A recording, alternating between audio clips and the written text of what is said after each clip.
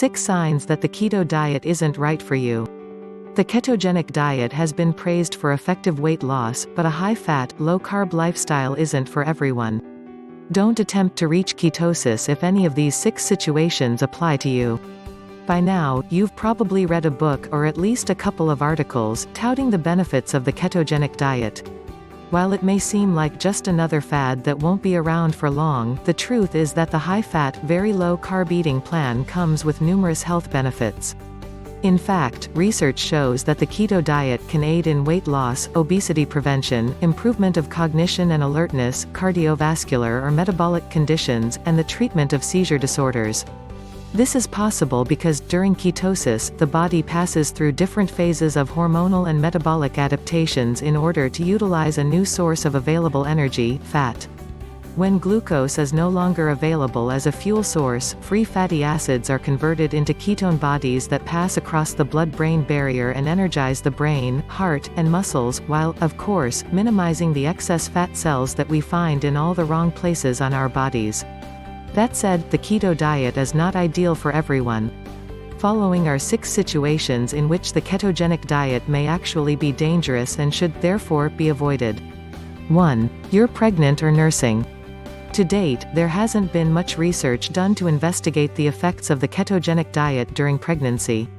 However, studies have found that side effects of the keto diet can include weight loss, deficiencies in important nutrients, anemia, dehydration, hormonal changes, constipation, and inadequate growth in children. Pregnant women and women who are nursing typically need to consume more protein and extra fiber from plant foods compared to non-pregnant women. This increased fiber intake helps to support fetal growth and development, especially of the brain, provides enough essential vitamins and minerals, and can help improve digestion for mom. As a result, the keto diet is risky for pregnant women. 2. You have diabetes or other serious blood sugar issues. Many people following the keto diet will deal with bouts of hypoglycemia or low blood sugar, at least initially. This can become dangerous if your blood sugar is not stable to begin with and/or you're taking medication to control diabetes.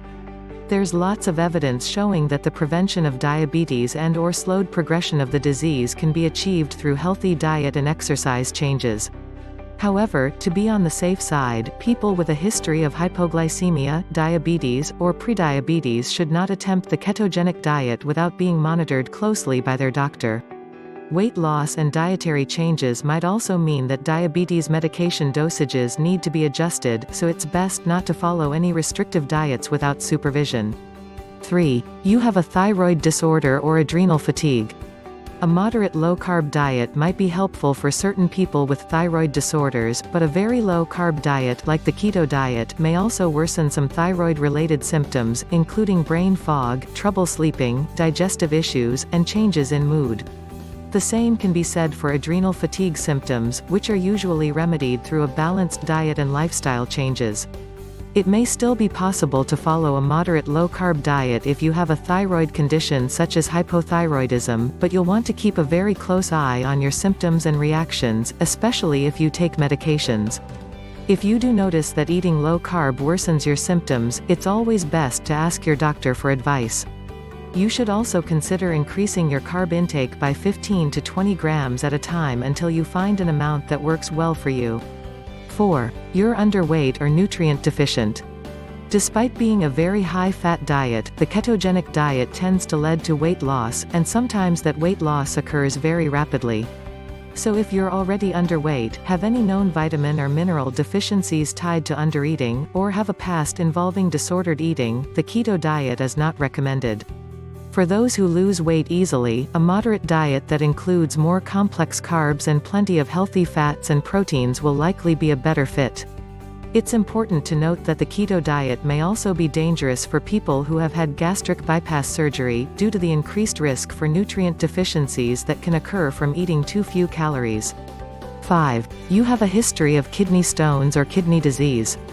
The increased risk of kidney stones are an unfortunate side effect attributed to the keto diet.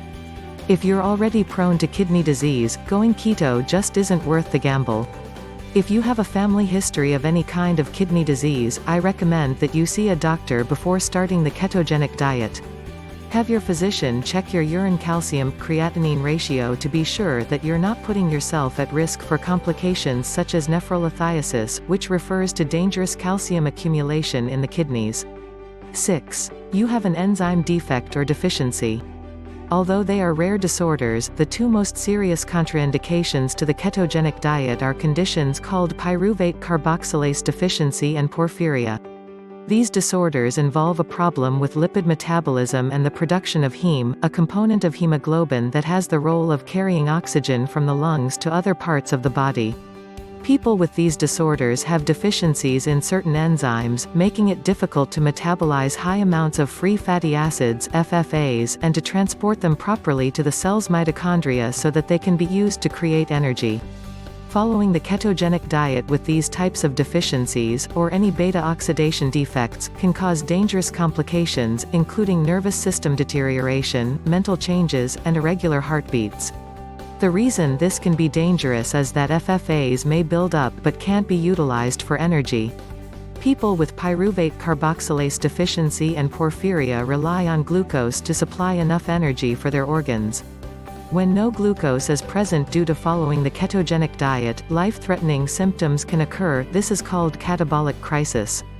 To avoid complications, if someone has a family history of mitochondrial disorders or is suspected to have either of these conditions, they should always be screened before initiating the ketogenic diet.